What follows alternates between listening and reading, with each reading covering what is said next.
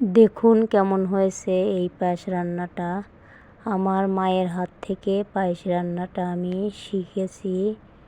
তবে পুরো ভিডিওটি দেখা যাক। এখানে আমি আগের থেকে দুধ জাল করে রেখেছিলাম। 4টে এলাচ দিয়ে দিলাম, সামান্য লবণ দিয়ে দিয়েছি। বিসমিল্লাহির রহমানির রহিম। হ্যালো বন্ধুরা, আসসালামু আলাইকুম। শারমিন কিচেন থেকে আপনাদের সবাইকে স্বাগত। আমি এখানে পায়েস রান্নার রেসিপি শেয়ার করব। আমার মায়ের হাত থেকে পায়েস রান্নাটা শিখেছিলাম, কিন্তু এই দুনিয়ায় আমার মাই বেঁচে নাই। মায়ের কিছু কাহিনী আপনাদের মাঝে আমি শেয়ার করব। কারণ এই পায়েস রান্না করার সময় মায়ের অনেক স্মৃতি আমার মনে পড়ে গেল।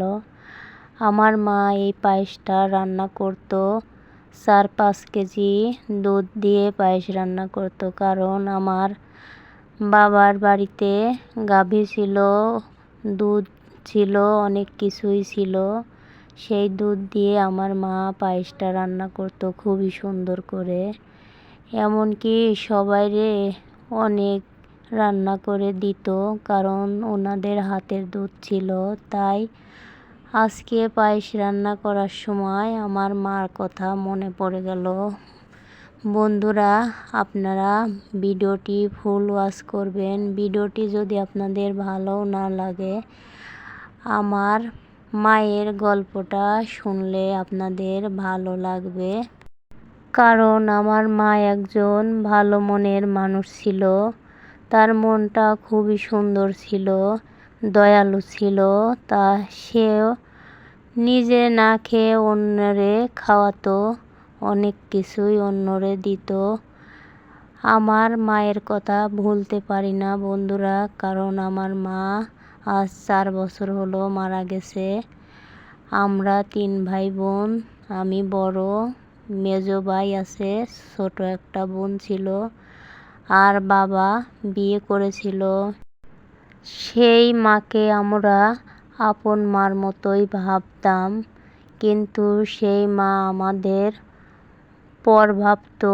তার অন্য 2টা ছেলে মেয়ে ছিল, তাদের কথাই সবসময় ভাবতো, আমাদের কথা ভাবতো না। সেই 2জনকে খুব ভালোবাসতো। আমাদের 3 ভাই বোনকে বাবা প্রায় ভুলে গিয়েছিল। উনি বাবাকে যা বলতো বাবা তাই শুনতো, কিন্তু আমরা উনিকে মা বলে ডাকতাম, মায়ের মতো সম্মান করতাম। অথচ উনি আমাদের একটু মেয়ে ছেলের মতো ভাবতো না। তারপরে উনি আমাদের বাড়ি থেকে চলে যায়, বলে যে আমাদের উনি আর দেখতে পারে না। প্রথম আমাদের ভালোই বাসে, আমরা মায়ের কথা প্রায় ভুলে গিয়েছিলাম। কিন্তু উনির কি হয়েছিল জানি না, উনি আমাদের দেখতে পারে না। তারপরে এভাবে করেই উনি আমাদের বাড়ি থেকে চলে যায়।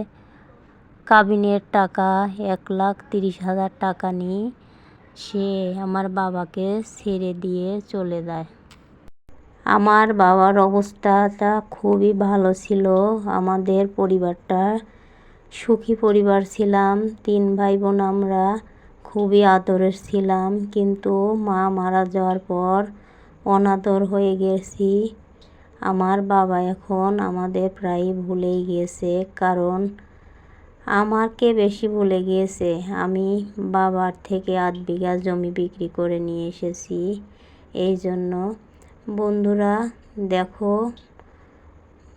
গল্প বলতে বলতে পায়েস রান্নার কথা ভুলেই গিয়েছি। পায়েস রান্নাটা এখানে হয়ে গেছে। কিছু কিশমিশ দিয়ে দেব, তোমরা অনেক কিছু দিয়ে রান্না করো।